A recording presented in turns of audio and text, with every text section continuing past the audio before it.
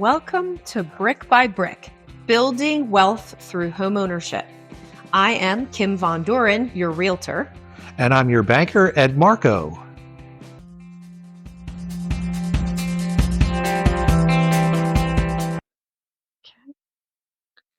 So Ed, it seems we got some questions after our last podcast around how do you build wealth through homeownership? Did you get those questions? I got a lot of those questions. We must not have been clear about that. Right. So I think what we're going to do is try to explain to people how they build wealth just by owning a home, not investing in real estate, just owning the home they live in can be their largest wealth building tool in their tool belt. Right. I think that's a great idea. So just singularly owning the home you occupy. That's it. Not using it for any outside investing. Just, I'm going to buy a home and live in it. Right. And the average mortgage is how many years? 30 years. Right. So we'll use 30 years as our average of how long someone's going to own their home, just for the sake of this conversation. Okay. We know people buy and sell in between that 30 years sometimes, but for the sake of this conversation, we're just going to use 30-year terms. Perfect. So there are two mechanisms that come into play when you own a home that allow you to build wealth. Right. Do you want to go over those? Sure. So when you purchase your home, let's say you purchase a home for $200,000 and you own it for 30 years. At the end of 30 years, it's going to be worth more than $200,000. That's what we call appreciation. That means it goes up in value. Absolutely. It appreciates in value over the years. As you are owning your home, you're also paying your mortgage, so the balance on your mortgage is going down. So what you owe on your home goes down, while simultaneously the value goes up. That difference of what you owe what it's worth minus what you owe is called equity. That is money that would be yours if you stopped in whatever moment it is and sold your home. So that equity becomes what you get for owning that home. Okay. So I think the best way to illustrate this would be to give an illustration of a person who rents for 30 years versus a person who owns a home for 30 years. Now let's make the assumption that at the end of 30 years, these two people are going to just move into an old age home. Okay. That's what they're going to do. So I know you know these things because this is what you do for a living. What's the average rent in Berks County, Pennsylvania for a 3-bedroom, 1.5 bath unit today, whether it's a house or an apartment or what have you? On average. On average, you could get a 3-bedroom, 1.5 bath home rental for approximately $1,600 a month. $1,600. So, and that's going to be more in Wyomissing than it's going to be in Merckstown. Correct. Yeah. So, but on average, $1,600 a month. Right. So, and what does the average 3.5 bedroom house sell for in Berks County right now? A 3-bedroom, 1.5 bath home sales price probably on average is about $300,000. Probably, yes. So, and again, going to cost more in the high rent district than it does out in the country. This is just an average.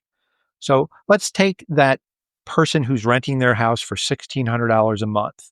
I'm not going to talk about if there's fees for using facilities or how much their renter's insurance is, or if they've got to pay for parking or anything like that. We're just going to talk about the base rent. Same thing with the mortgage. We're just going to talk about the principal and interest payment on the mortgage.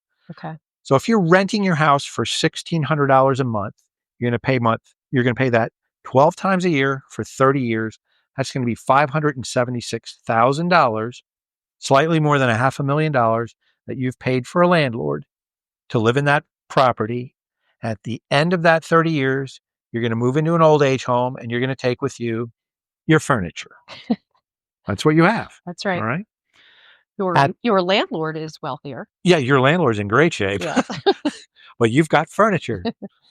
Now, let's take that same $300,000 house. Let's assume that this is a first-time home buyer. They're only putting 3% down, or roughly $9,000. $9,000. They're financing $291,000 for 30 years. I'm going to assume an interest rate of 6.5 for the illustration, that payment's going to be $1,858, or about $200 and change more than the person paying rent. Over that same 30-year period, they're going to pay $668,880, or roughly $93,000 more over that 30-year period. Right. Now, However, we however, aren't taking into consideration that rental rate won't be static.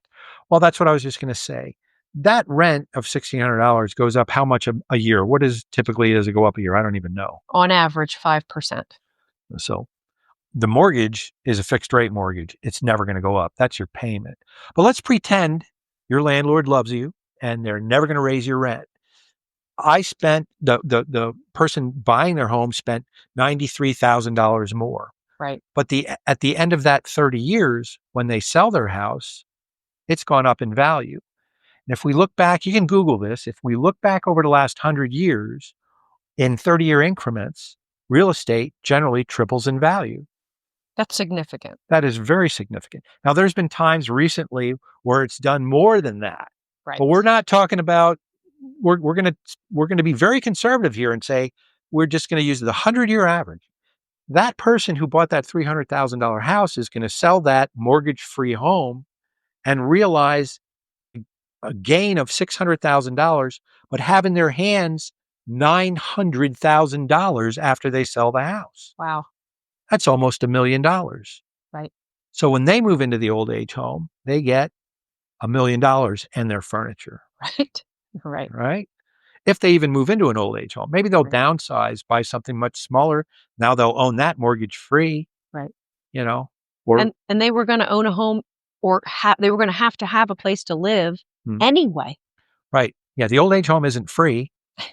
That person is going to pay one way or another, probably going to sign to the old age home all of their Social Security money and whatever else they have, including their furniture. Leave nothing for their for family. Nothing is not willable and transferable. Real estate is willable and transferable. Right. Net wealth is willable and transferable. Right. So that's the big difference. That's how you can make money just owning a house. Right. Didn't do anything else. You contributed with interest. Mm-hmm. You contributed $669,000 approximately dollars to purchase that home, and you walked away with $900. So that's a significant increase. Plus, it's money you paid in that you got back later. That's like an investment, right? Right. So yes, exactly. You're paid that $663 or $669,000. You paid that $1,880 a month. Right. But you really paid yourself. Right. That was money that went into the house, essentially making that house a second job or an employee, whatever you want to call it. A second job is the way I think of it. That house, that particular illustration made that homeowner $30,000 a year over that 30-year period. That's a second job. Yeah. That's a second job. Much more desirable way to accumulate 30 extra grand a year. Absolutely. Yeah. Than having to go somewhere and basically zero risk. Mm-hmm. You're going to pay to live somewhere anyway. Right. Yes. It's absolutely the easiest way to just generate some wealth. If you haven't saved in a 401k, or you didn't invest in the stock market, or you didn't run your own business that you can sell at the end of your lifetime, you would at the very least have this asset, your home, to sell and produce some amount of money for you to use to live the remaining years of your life. Absolutely. That's how a house becomes your primary, best, first tool for building wealth. And all you have to do is live in it. Well said. Until next time, I'm Ed Marko. And I'm Kim Von Dohren.